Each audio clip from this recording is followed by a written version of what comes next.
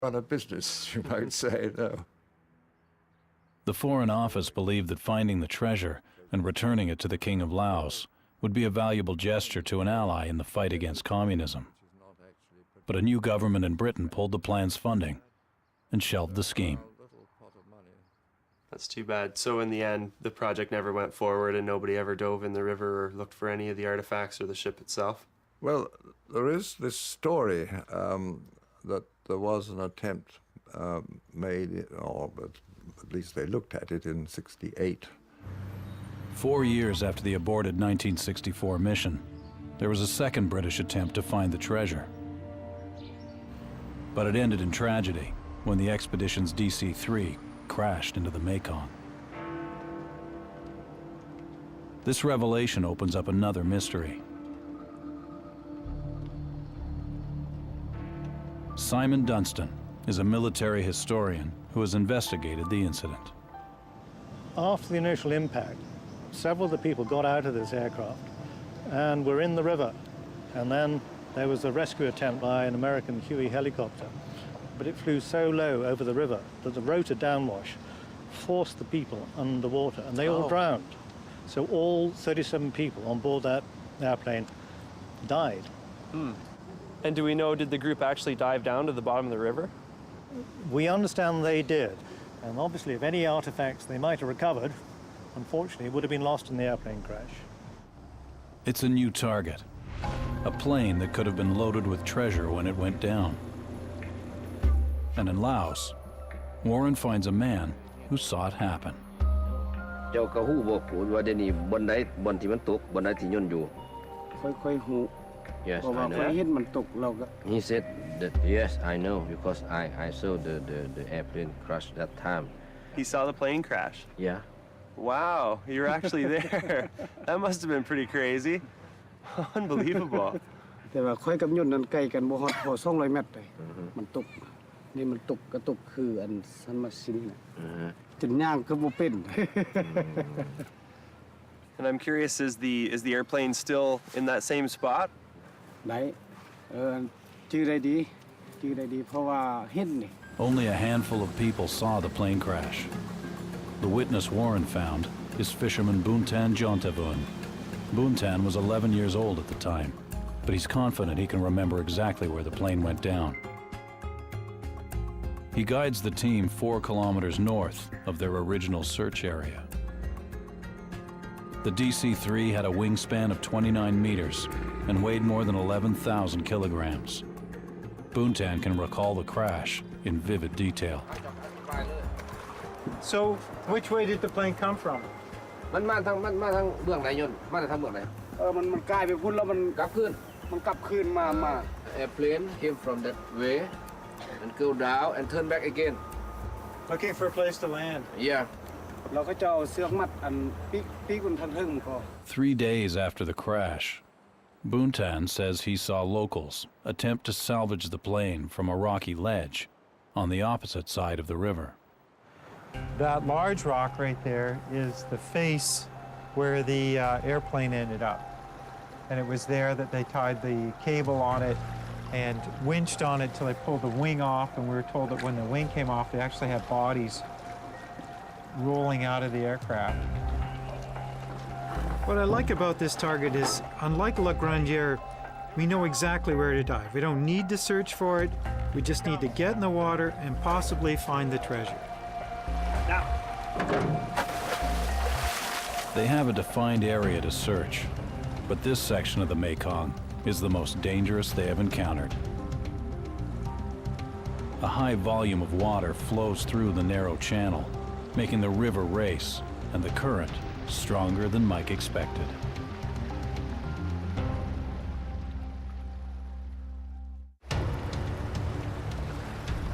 The Fletchers face added danger in the search area for the plane. Frequent boat traffic roars through the channel, churning up the water. Yeah, I don't think I would want to be in the water right now. No? Well, our timing was perfect. We know when a boat goes by, it creates crazy whirlpools. If we had been in the water when that boat went by, that would have been a bad one. Look at the wake off of that thing.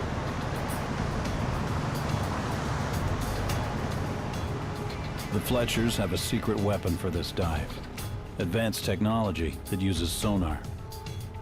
The kit generates visual images from reflected sound. It would guide them through the Mekong's almost zero visibility, but it's cumbersome and adds to the dangers of their dive. Personally, I think it's a death trap down there without the sonar. And you gotta hold on basically with two hands to the thing. What you're saying is it's dangerous if you take it with you. It's dangerous enough without it. Forget about having it with you. Right. It's a difficult decision. The scanner could help lead them right to the treasure. The handheld acoustic camera uses sound to see. It generates detailed images in real time by bouncing sound waves off surfaces underwater. A powerful tool in the swirling maelstrom of the Mekong.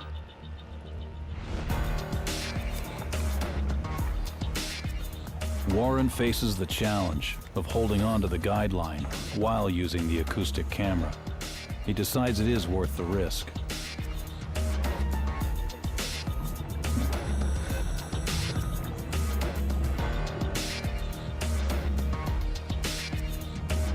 Warren follows his dad into the river and towards the target. The swirling sand causes some interference in the acoustic camera, but Warren can still see Mike traveling along the guideline. It's slow progress, but the images from the acoustic camera reassure them. I should be about 4 feet in front of you right now, over. Yes, that's right. They maneuver the guideline away from the cliff face, a bold move to increase their search area. One is working out ahead of me, and we're just going to get this rope off the cliff face here, just at the end. We're almost out to the anchor. But as the line goes slack, a violent current suddenly catches them, Whoa! and Warren disappears. Take a look at the surface. Do you see one up there? No, I don't see him on the rope. Bob, can you see him there? Over? No, Mike, he's not on the surface. Okay, just stand by. I'm going to go up to the end. You okay, Warren? Mike battles the current, searching for his son amid the churning sand. Can you confirm you're okay, Warren? Over. The team fear Warren has been dragged off the line and swept downriver.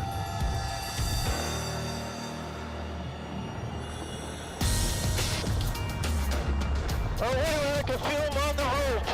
It's crazy down there. It's all right. Okay, we're gonna make our way back.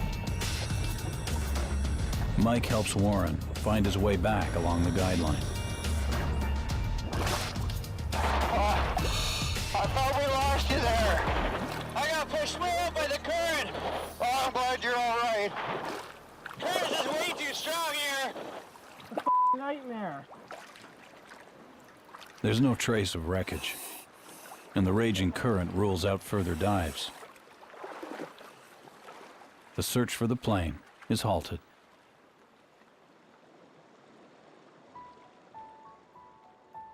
But one team member has other plans. Engineer Bob Hickson heads back to their first search site, the rapids at Tatawa. He wants to try his magnetometer one last time. An abandoned monument close by has links to La Grandière. This is the entrance, the monument. It was erected as a landmark for river traffic, but nearly a century in the forest has taken its toll. Sadly, this is the monument. Mr. Bombay explained to me that someone has come in the past and probably said use dynamite to blow it up, thinking that there might be some sort of treasure or something buried inside the monument. The monument marked the place where men died and treasure was lost.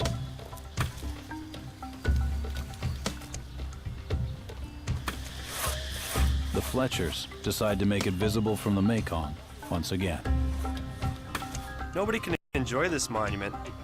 There's not a whole lot left of it.